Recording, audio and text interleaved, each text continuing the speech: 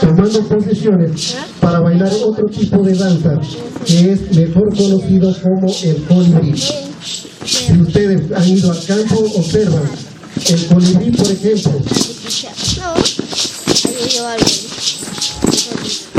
se mueve vigorosamente cuando está reposado sobre las flores, tomando estos detalles de la naturaleza, y para recordar que el pueblo guabebolé tiene estrecha relación con la naturaleza y de ellas es que se mantiene.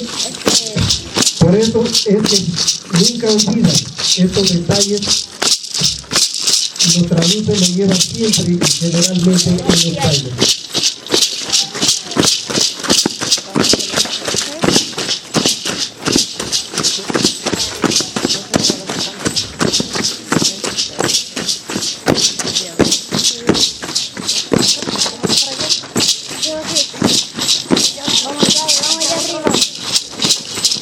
Estos pasos vigorosos 1, 2, 3 es lo que se conoce dentro de la cultura guave como el Witebati, Witebobo o Witebobo.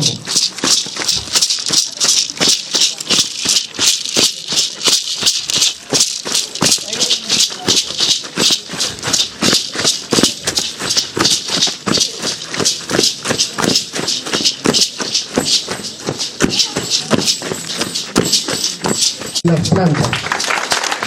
¿Cómo seríamos nosotros sin los árboles?